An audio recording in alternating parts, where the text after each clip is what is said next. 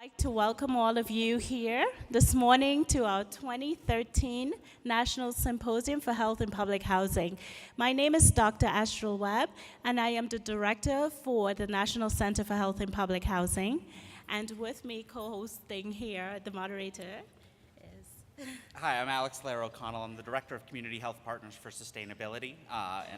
Together with Astral and the National Center for Health and Public Housing, we're really excited to see so many of you here. And I hope you're enjoying breakfast. Great. So what we were going to do, first of all, we want to welcome all of you today. I think in this beautiful city of Denver, we have had some phenomenal weather, and we are truly delighted to have all of our wonderful plenary speakers this morning. So before we get into today's program, Alex is going to, first of all, I would like to recognize all of the staff from both corporate agreements. The National Center for Health and Public Housing, the CEO is Rick Murphy, and the Vice President is Bob Burns. So I would like to ask all of you to please stand. And then, thank you, all of the staff. I know that a lot of them are working. And then I would also like to ask the staff for Community Health Partners for Sustainability to please stand. And I would like to have all of the staff from both corporate agreements please stand. Without the work and the dedication and diligence of these individuals, today would not have been organized and possible for you. So we want to really acknowledge the staff. Thank you. So we'll get right down to it very quickly. I just wanted to let folks know again. Astral and I, National Center and Community Health Partners, we're here for you. Our jobs is to serve you. We can only do that if you tell us what you need. So I hope in the spirit of that throughout the conference, anytime you see somebody with a green ribbon, please let them know anything that you need. Give us feedback. If anything pops up, just let us know. We'll handle it. And then, of course, this is not a one-off, one-night stand. We're here for you 365 days a year. Please be in touch with us anytime you have an issue or an idea. That's our job, is to see those through. So without further ado, we're going to get started very quickly, because a lot of people have been asking. Just wanted to let folks know. Throughout the week, breakfast will be served around 8:15 or so, so feel free to come down here then. Wireless is available, so up in your guest rooms, it's HHS 13. That's all capital letters, HHS 13. And down here, where all the breakout rooms and the plenary are, so that you can stop listening to me, is ABC 2013. That's capital ABC 2013. Yep. So before I introduce the panel very quickly, we do, of course, have to just a couple quick thank yous. Of course, to U.S. Health Resources and Services Administration, who provides support for all the work that we do. We'd be remiss in not thanking them. Of course, the U.S. Department of Housing and Urban Development, a key partner, and you're going to hear a lot about that throughout the conference, throughout the session, that partnership has never been more critical, and the partnership between those working to fulfill the housing needs and those working to build healthcare access. It's always been a natural fit, but now it's a necessity. With funding realities being what they are and with the need have never been greater, we can accomplish nothing without the partnership of the two. Of course, our Regional Office of Health and Human Services, we're very thankful here in Colorado, and of course the Office of the Governor and the Lieutenant Governor for their support. And of course, to all of our vendors and exhibitors who are out in the main hall, we hope that you'll stop by, see what they have to offer. Again, you can't get enough resources to the communities that you serve, so we hope that you'll take advantage of those opportunities. Without further ado, and so you can stop listening to me drone on, I'm very happy to introduce Lieutenant Governor Joseph A. Garcia, who's very kind to join us this morning. He serves as Executive Director of the Department of Higher Education, and also has his role as second in command to Governor John Hickenlooper here in Colorado. As we know, with the rollout of the Affordable Care Act and other funding realities being what they are, the role of the governor's office has never been more critical in providing for the needs of communities. So we're really excited to include that in this session. His dual role between education and with the governor's office allows for consistent and expert leadership over the governor's education initiatives and efforts to form a seamless public education for Colorado children of all ages. So I hope that you'll join me in welcoming Lieutenant Governor Joseph Garcia.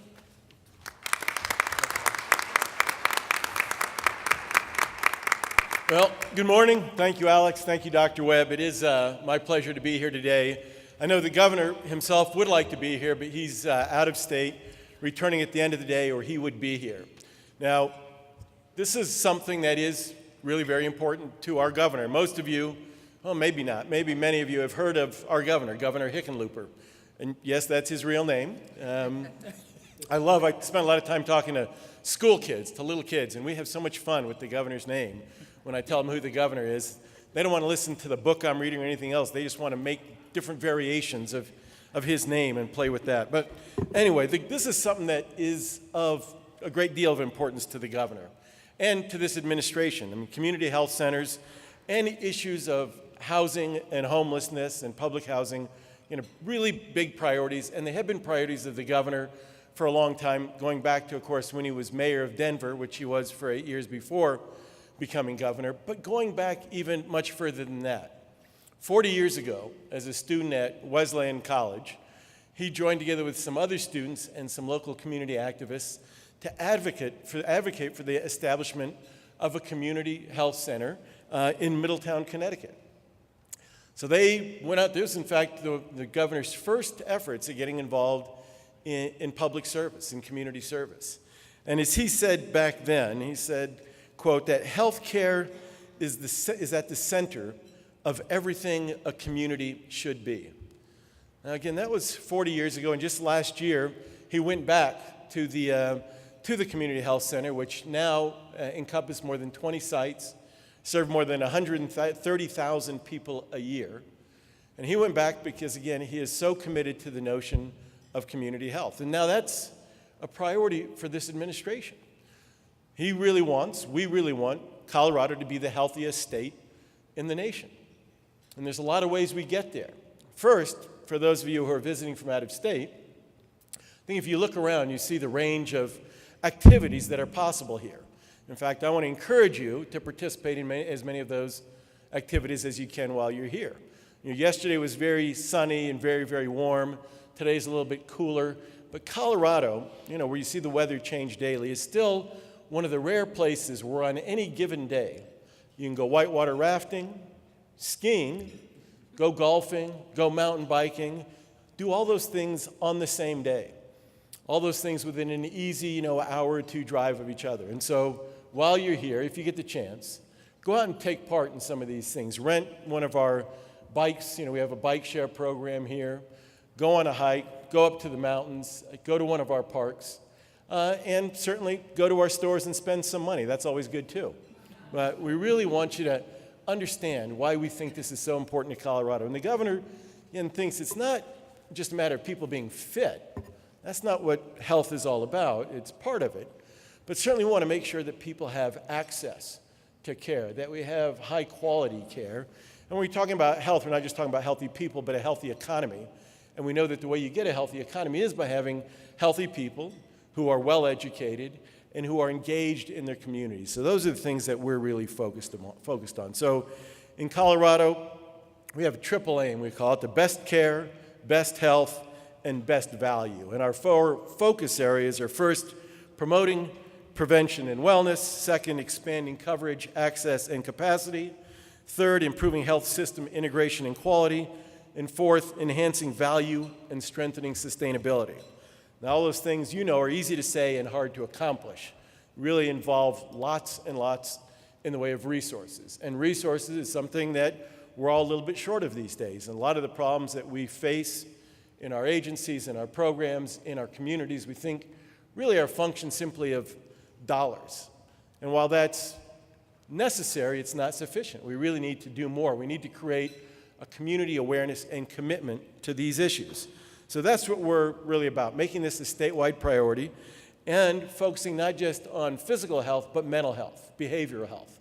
You all know how important that is, and I think it's becoming more and more clear to more and more Americans that mental health is an area where we need to be investing. And so the governor puts it this way, and in our recent budget proposal, it was described this way. It's really about providing the right services to the right people at the right time. So how do we do that? Well, we know here that we have certain communities that are more impacted than others. Certainly if we look at the minority community and the low-income community, the Hispanic community, the African-American community, we see that there are some chronic health problems. Again, this is not news to any of you, that are really more acute than they are in other communities. Issues around heart disease, diabetes, things related to obesity and improper nutrition. Those things are all making a dramatic difference and a bad difference in our community, and so those are the things we need to address. Now, I will speak from my own experience. I've been diabetic for 35 years, and I have good health insurance, access to good doctors, reasonably well educated, and yet, frankly, it is a struggle to figure out how to do all the things I need to do, to get the equipment I need at the right time, and to see doctors when I need to see them. And I try to imagine sometimes what it would be like to not have health insurance, to be living in a homeless shelter or some kind of transitional housing, perhaps to not speak English or not be literate, to have other kids I have to care for, and maybe I have one youngster with other health problems, but on top of that, having diabetes. I don't know. I don't know how I could manage that. I don't know how people do manage that. Again, that's really, so important. It drives home how important it is what you do, the services you provide and the outreach you provide to reach those individuals. It's critically important, and it's incredibly difficult.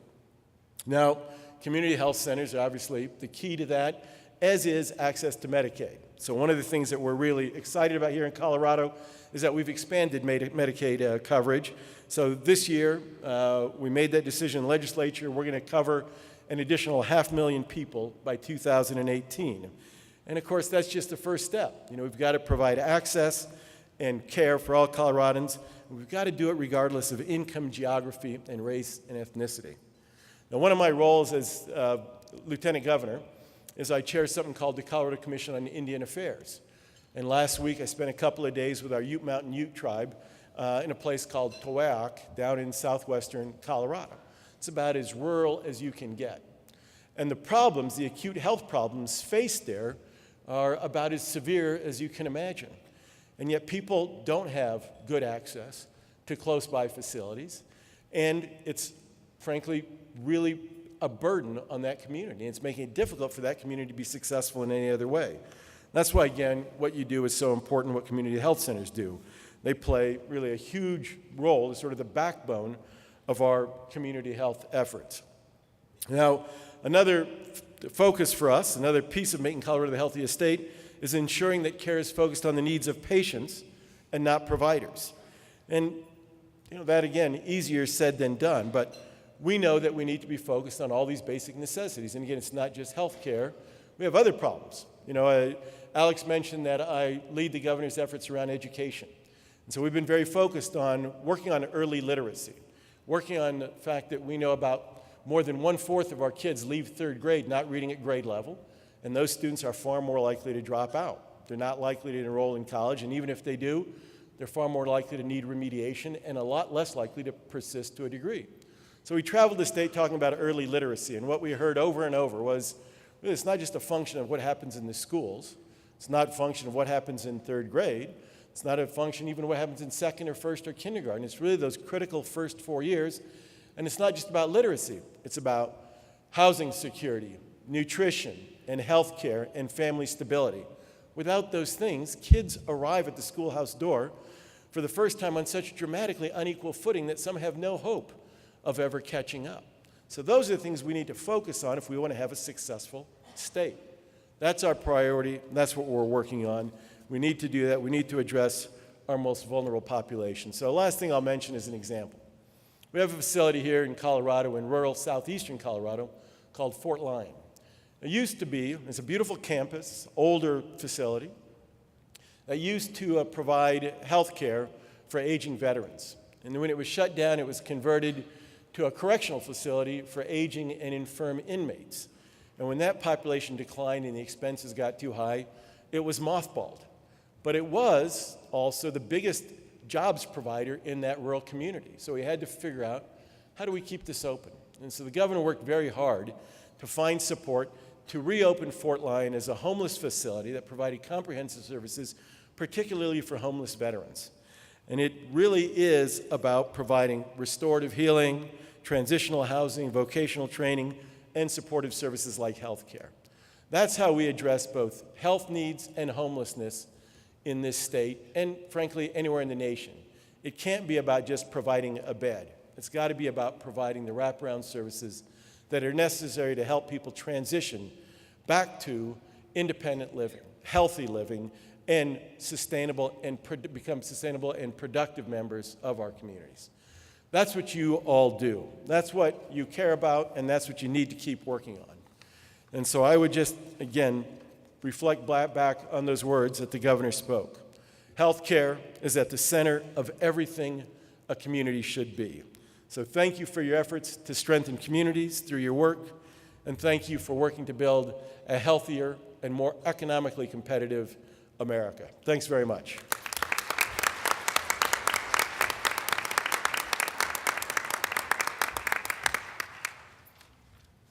Thank you so much for those words, Lieutenant Governor Garcia. I think we all feel at heart that this is one of the things that all of our participants here do well, serve residents in public housing. So thank you for the encouragement. I would like to, with great pleasure, introduce very briefly our panel of experts who are here today to share with you. And so for our first speaker will be Ms. Darlene Barnes, who is the Regional Administrator for USDA's Food and Nutrition Services for the Mountain Plains region. And so we're delighted to hear from her. Thank you for coming. And then we would hear from Mr. Percy Devine, who serves as the Bi-Regional Administrator for the Administration for Community Living in Regions 6 and 8. So thank you so much. And then the third presenter would be Ms. Susan Niner, who is the manager of the Housing Choice Voucher Program within the Colorado Department of Local Affairs, Division of Housing. And so we are truly delighted to hear from all of them. So without further ado, I would like to turn it over to Ms. Barnes. Thank you.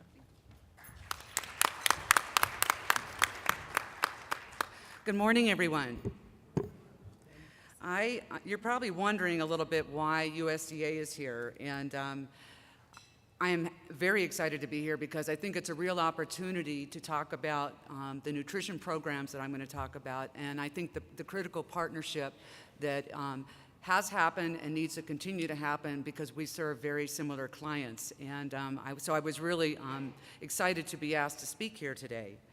And I'm sorry that the Lieutenant Governor had to leave. He is such a champion of public service, and I'm so grateful that he was able to be here to welcome everyone. And my friend Percy, it's great to be on a panel together because we too cross and have great partnerships. I represent, though, Region 7 and 8, not 6 and 8, so we'll have to work on that.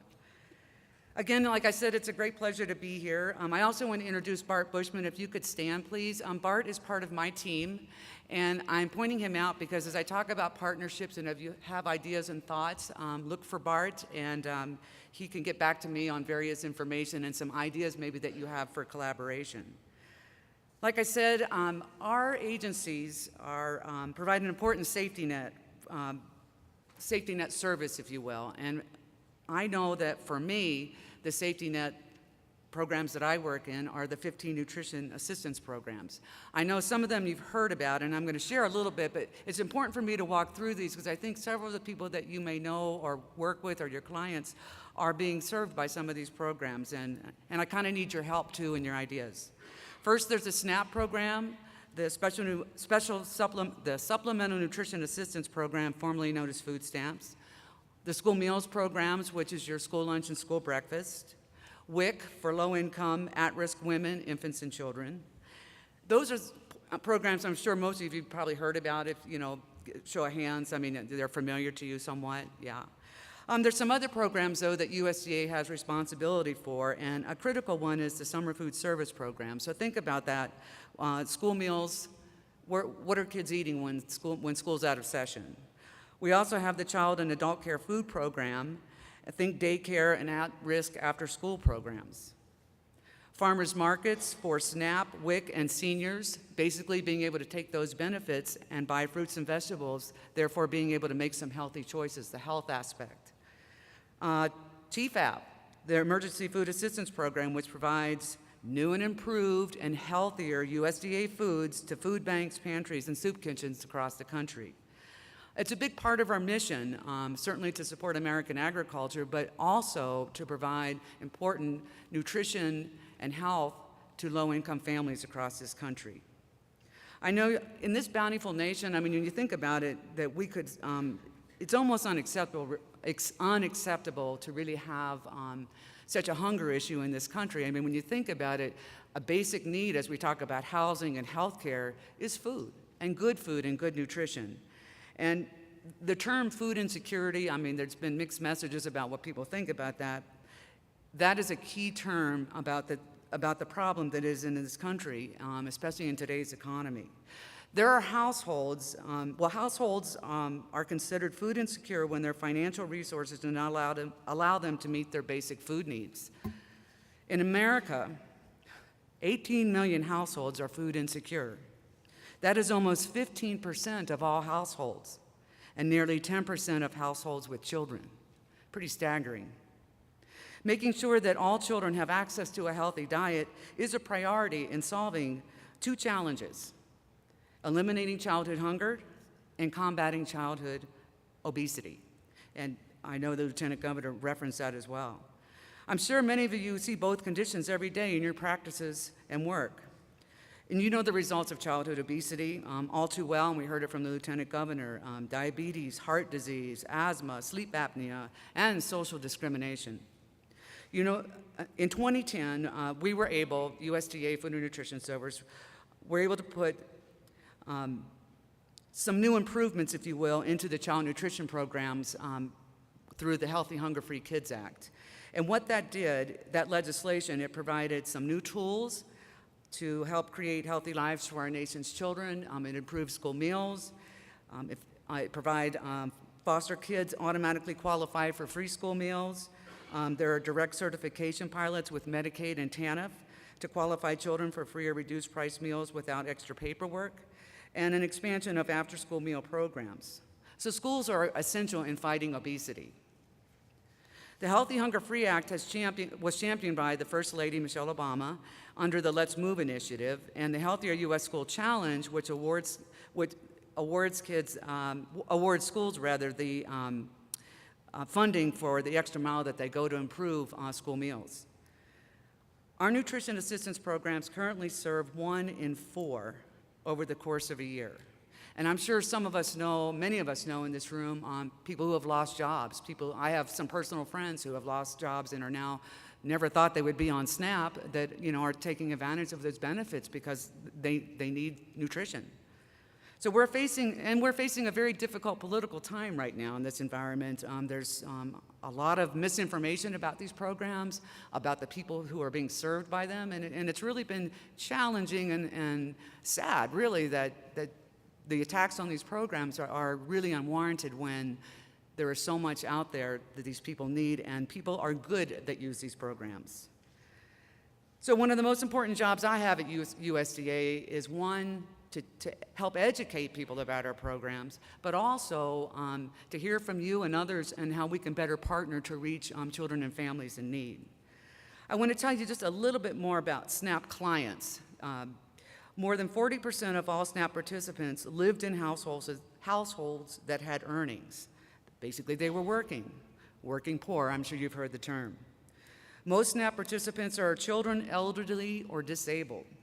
About 50% are under the age of 18, 10% are over the age 60 or over, and 20% are disabled. I mean, that's some staggering numbers. With almost 1 in 5 American children below the federal poverty line, it is estimated that growing up in poverty will cost our nation at least $170 billion per year in lost productivity and poor health. Think about that.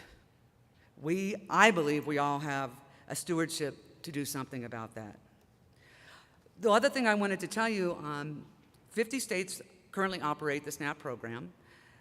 And with the SNAP benefits, you can also purchase seeds and plants. And one of the reasons that I tell you that is that you can purchase seeds and plants with your SNAP benefits so that maybe some of the clients that you work with could plant maybe a patio garden in a small place and get some healthy food from that. There are just, I think, different ways that we could partner and think about. There's also strong evidence that receiving SNAP improves health and combats poverty. I mean, there is good information about what the program was designed for. So again, like I said, there's misinformation out there about SNAP. Talk about fraud. Well, I have to tell you that SNAP is a well-managed program. I mean, yeah, there has been some fraud, but really we set records of accuracy over the last 5 years. And that most people that use SNAP are good people and don't abuse the program. So before I close, there's one more program that I would like to talk about just a little bit more. And I know I had mentioned the summer food service program, and also I want to mention sort of at-risk after school. And think about that. These are some pretty staggering stats. 33 million kids eat school lunch every day. Of those 33 million, 21 million are receiving a free or reduced price meal. In the summertime, only 3 million kids are getting a meal during the summertime. What happened to those children? So it's an important program, one that's, it's growing, but I think I need your help in getting there. And with that, I just want to say you can become a sponsor, or you can be a site and serve meals. I want you to think about maybe some ways that your organizations can partner with us to reach those kids in the summer. We're doing a lot, to try to expand here in Colorado and other states, and I just want to say that I think that there's some ways that we can partner together to reach kids in your community that you work with. So again, thank you for making a difference about what you do, and thank you for hopefully partnering with me to learn more about these critical programs. Again, thank you for allowing me to be here today.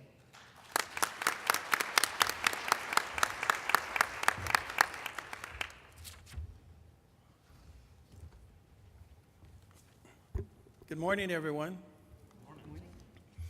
First, I'd like to thank the symposium sponsors for hosting this and also inviting ACL this year to the conference. I sincerely appreciate that. I was talking with a number of area agencies on aging the other day, and I shared with them that I had the opportunity to come and speak at the National Symposium for Health and Public Housing, and they asked that I send the public housing folks kudos. They just said that they could not do their work if it was not for you. In terms of homemaker, personal care, congregate meals, they just listed a number of things. I said, so what message would you like for me to give to them? And they said, thank you, thank you, thank you. And we need more public housing services in terms of what's going on out there right now. The other thing that I've learned is that I've been working for federal service now for over 20 years, and in the last 2 years, we've had an opportunity to work with HRSA. It started with my Assistant Secretary, Kathy Greenlee, sending me to a primary care national association, and I had the honor of speaking at a subcommittee on aging where I met Dr. Webb. Basically, I went back and said, they don't know who we are. I said, as I talked to them, they don't know what area agencies on aging are. They don't know what service providers are. And as a result of that, she came back and she met with HRSA. And we had a national meeting with all the senior managers, and HRSA came over to AOA at the time, the Administration on Aging. And as a result of that, we had national initiatives. I was talking with individuals as it relates to seniors with needing eye care. I was talking with North American Management Corp and introduced them to our Principal Deputy Assistant Secretary at the time, and also our secretary. And I found that it was just a need for better coordination in terms of who's doing what.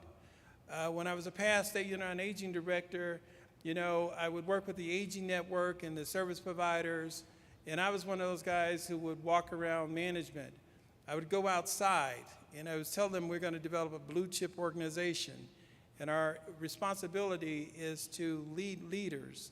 And wherever possible and feasible, we needed to network. And then there was a White House Conference on Aging for Medicine. And I went there as a State Unit on Aging director, and guess what? It was 1,000 people there. And I was the only one from my network. And one of the things I found out then was that we're all swimming in these small ponds. And all we know is the people in that pond. And there's some big fish in that small pond. But those big fish are minerals when it comes to other ponds and oceans and streams. So one of the things that I decided to do was change it up. I figured that I needed to mix up our pond. I needed to bring in bigger fish from the federal government, from Social Security, from Medicare, at that time CMS, so that our paradigm would change and that we would see that in terms of needs and concerns for the elderly, it is essential that we look at the big picture. And one of the things that I've learned in my 20-plus years with federal government is that I came in as an executive, being a past state director on aging, and I sat around the conference table and the leadership groups in HHS, and for 18 years, I would see HRSA, but I didn't know HRSA. And then the last 2 years, I have gotten to know HRSA. And the more I get to know HRSA, the more I want to know about HRSA. And the more I know about HRSA, the more I look at HRSA and say, the quietest person in the room, Warren Buffett and Bill Gates, I need to get to know HRSA. And I feel like the little girl on TV, and I don't know why it always sticks in my mind. But I want more, and I just want more, but I want more. You want more, you want more. And so I can't get enough of HRSA right now. So I'm learning a lot of things about HRSA. They're dealing with so many programs and services. And I have 11 states and 90 tribes that I'm responsible for. And one of the things that I'm trying to do with our State Unit on Aging directors and our state execs meeting is I'm trying to help them understand, if I knew then what I know now about HRSA, primary care associations, federally qualified health centers, public health centers, state health centers, I thought it was a one-lane highway, and the more I get to know it's a triple freeway, and it continues to grow. But one of the things that I have responsibility to do as a leader is to educate our State Unit on Aging directors. Each of you have public housing agencies or health agencies back at home. One of the things about ACL is that within ACL there are 3 agencies. It is the Administration for Intellectual and Developmental Disabilities. It is the Center for Disabilities, and it is the Administration on Aging. And today I'm going to talk about the Administration on Aging. The Administration on Aging serves as an effective, visible advocate at the federal level for all issues impacting seniors. Seniors are typically individuals who are chronologically over the age of 60. So, anytime there's an issue, a concern, somewhere you need to do something with a senior, but you don't know where to turn to. Throughout the United States, there is a network of aging services and programs. AOA funds the governor of each state. The governor designates a State Unit on Aging director. State Unit on Aging director, in turn, has what they call an intra-state funding formula. Based on the per capita of seniors in that state, they do a distribution to services at the local level. The Area Agency on Aging is responsible to serve as an effective, visible advocate for the elderly in your communities. They have area plans, and typically those plans are freedom of information. They have demographics. They have the number of seniors. They show gaps in services. I've had folks come in, and I wanted to work with private industry when I became the State Director on Aging, and I didn't want to think like a bureaucrat. I wanted to think differently, because I was appointed by the governor. So I could do certain things. I had come up through the system, but now I could think differently. So I went to American Express and I said, I'd like for you to help host the Governor's Conference on Aging. Seniors help raise this community. Seniors are pillars of this community. Seniors help build the infrastructure of this community. Would you be willing to do so? But there was a little step that I didn't know about when I went there. I walked in and said, can I speak to the president of the company? And as you know, if you walked into, I was naive, but it worked. I went to the marketing director instead. Once they saw I had credentials, et cetera, I found out that the demographic information that we have, that's freedom information at the State Unit on Aging, that many banks and a number of agencies pay for that kind of demographic information. Each state is broken down in their statistical information. I had the honor of meeting the Supreme Court Justice a couple of weeks ago with the Lieutenant Governor, and at that reception, there was the census. And one of the things that the census, U.S. Census individual said was, you know, information, data equals dollars. And right now, one of the things that we're dealing with is we're trying to help our State Unit on Aging directors understand to go and get to know your primary care associations or their equivalent. I've learned that they're not all called primary care associations. Another learning curve. I thought everything was the same, like in the Administration on Aging. You have a State Unit on Aging, you have area agencies on aging, you have service providers, and you have tribal organizations, but not necessarily so. So one of the things that we continue to do is to push. I tend to push our state directors. I try and share with them where Assistant Secretary Greenlee is heading from the national level, what are the emerging issues and trends. Unfortunately, right now I'm dealing with sequester and I'm calling states and we're cutting back certain programs and services. The funding is just not there. So you may see certain things taking place. I'm doing okay on time? 1 minute? Okay. The other thing that I wanted to share with you, if nothing more, is that in the Old Americans Act, it basically says that seniors have a right to grow old with dignity and respect in this country. There's no ifs and buts about that. That's an underlining principle that was written in the law itself. It basically has 10 objectives within that, and I won't go through all 10. But the ones that apply here today is suitable housing. They have a right to the best health care. They have a right to long-term care services if possible. They have a right not to be abused or neglected. And that is one of the things that area agencies on aging and state units on aging, that's what they're there for. They're to serve as an effective, visible advocate for the elderly within your states. Thank you. I appreciate you very much.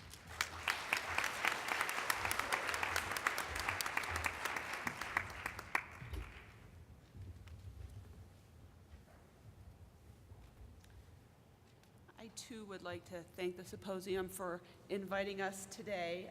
My name is Susan Niner. I am with the Colorado Division of Housing. We are a statewide public housing authority. How many housing authorities are represented here today? Show of hands really quick. Okay, great. I hope to provide you with some ideas, leave you scratching your head. Here in Colorado, I think we're doing something pretty special and certainly different than a lot of places across the country. A little bit about us, our history, as I said, we're a statewide housing authority. We were created in the early 70s as a result of deinstitutionalization and an increase in the mentally ill homeless in Colorado. We had a really progressive governor at the time who really identified this population as having a need, went out, got a Robert Wood Johnson grant from HUD, and thus our program began. We have over 7,000 subsidies. We are a Section 8 only housing authority, although I do believe a lot of the things I'm going to talk about today will very easily translate to your public housing program, your other subsidized housing programs. Over 7,000 subsidies. We're a pretty big program. I believe we are the second largest subsidy from the Section 8 side in the state of Colorado. We have 6,600 housing choice vouchers and 500 shelter plus care subsidies. What's neat about us is that we are statewide. So we are across 64 counties. So those of you that are with public housing authorities, I have 64 payment standard schedules. I have 12 utility allowances. I have 64 income limits. So it's a very challenging program to run across such a large state. We're specific in the populations we serve, and I think that that's part of what makes us unique. We do have two populations. The first population is rural Colorado. So there are, as you can imagine, housing choices in rural Colorado, as in rural America, are not as plentiful. It's difficult to be low income and have good, safe, affordable housing in the rural areas. So the Division of Housing, we contract with entities in rural Colorado to bring those subsidies to where people live. So that's unique, but I think what is most unique about us is that we serve people with disabilities and other special populations. It is our goal, it is our mission to really focus on individuals that sometimes get lost in the regular housing authority world. It's a bureaucratic program. It's really a bureaucratic program with lots of hoops to jump through, lots of forms to fill out, lots of deadlines to meet. And for someone who's living on the street with a untreated or treated chronic mental illness, it's impossible to access a housing authority and be able to just do everything that you need to do to be successful. The Division of Housing, we contract with all 17 mental health centers across the state. So we have a contract with every mental health center. We have a contract with the organizations that serve persons with developmental disabilities. We have contracts with the independent living centers who focus on people with physical disabilities and also transitioning people out of nursing homes and other institutional settings. We work with a lot of the major homeless providers across the state, the Colorado Coalition for the Homeless, and others, along with we provide a preference for victims with domestic violence. So we serve a unique population. In addition to those populations that I talked about, the Veterans Affairs Supportive Housing Programs. I don't know how many of you are familiar with the VASH program. I know we're going to hear from one of my partners in the VASH program tomorrow, Heather Powers. But just to give you a little bit of an idea, in 1995, the Division of Housing received one of the first VASH awards. Everybody knows of VASH nowadays, 1998, all the new awards, but it really began in 1995. We were given 50 vouchers, and we contracted or we partnered with our local VA. I talked about HUD being a bureaucratic program. Wow. So let's bring the VA and then let's bring HUD together and talk about a stalemate. It was really a challenge to figure out who did what and where the roles were, but I think we did something really good. And today our VASH program is 596. That's just the Division of Housing's VASH program. In the state of Colorado, I think we're close to 1,000 VASH vouchers. So we are really doing a good job serving our homeless veterans also. And I think what Heather will focus on tomorrow is our recent initiative to house 100 veterans in 100 days. We didn't quite make it. I think we got to 93. So we were pretty close and proud of that, and she'll talk about that tomorrow. Again, our unique partnerships, that's what makes us. We partner a four-way partnership. We have the tenant, and we have the housing authority, but in between both of those, we have the landlord and we have the community provider. I think the most important part of what we do is, as I said, we contract with all of these entities across the state, and then each one of these entities, so I work at a community mental health center, I have a staff person that does the Division of Housing's program. So that individual gets their housing where they're comfortable. They're at their community mental health center, they're working with their case manager, they're working with their therapist. Well, now their housing's just down the hall, and they can go down there, they can fill their paperwork out, they don't have to come to a different building with people they don't know, people they don't trust. So what's come out of these partnerships, these relationships is I think we provide a different service. I think we provide a higher level of service. Reasonable accommodations. Everybody who works with persons with disabilities understands reasonable accommodation. I think what happens at a regular housing authority when a client doesn't show up for an appointment? They're issued a termination letter. They may be issued another appointment. They may get a couple of chances to come in, but As a housing authority, all you know is the person's not coming in. In the Division of Housing's program, when that person doesn't show up for their appointment, the housing person goes down the hall to the case manager and says, Fred didn't show up for his appointment. A case manager is dispatched to Fred's house to find out what's going on. People aren't falling through the cracks because we're wrapping the correct services, the familiar services around them to make them successful. The other thing that I think is neat about us is our 3 strikes policy. I think sometimes housing authorities can get really stuck in the regulations, and you broke this rule, this family obligation, we need to terminate your housing. And I would like to challenge everybody in this room, you don't have to terminate. In some cases you do. But in most cases, there's a lot of PHA discretion on when you terminate someone's housing. So if somebody fails to report their income, bring them in, talk to them about that, help them understand why that's against the rules. We call that a strike. Problems at an apartment complex. Our landlords call the mental health center and say, we're seeing some strange behaviors from Fred, or we're concerned about him. Again, a case manager can respond where if a landlord doesn't have that, things compound, they evict. We're trying to get on the front end the first time something happens, and give the landlord the supports that they need to continue to house persons with disabilities. Nationally, 29% of Housing Choice Voucher persons are disabled. In the state of Colorado, we are doing a bang-up job. 37% of our Housing Choice Voucher families are persons with disabilities. These numbers are changing. Those of you that have been around for a while, prior to QARA, we really served the low-income, single-family or single mom, that type of person is who was served by our program. Since QARA and the income limit restrictions, we are serving a very different population today than we did 10 years ago. And I think it's hard for housing authorities that aren't equipped to deal with these populations. It's so important to go out there and create those partnerships. I always kind of call it the bat phone. If you are a public housing authority, you should have a bat phone to your mental health providers, your crisis lines. You should not, this is not your responsibility. You don't have these skills. You're not equipped. You need to partner with the people who are. And I'll end with the Division of Housing success. We are currently, as of January 2013, 75% of the families that we are serving are persons with a disability. It's who we do, it's what we do, it's what we love. I'll hang around a little bit afterwards. I would love to talk to any public housing authority that's interested. I think it's connections. Pick up the phone, have lunch with your community mental health center.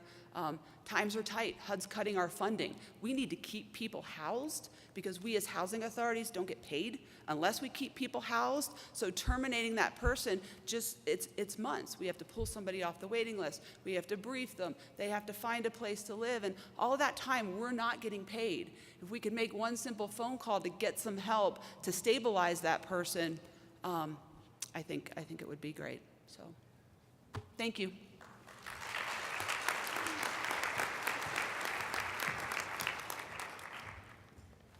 Once again, I would like to thank all of our panelists this morning. I think it was really important for all of you to see that several of our federal partners from HUD, from ACL, from USDA are working behind the scenes to make sure that they can link their resources to really make sure that we can meet the health needs of residents in public housing.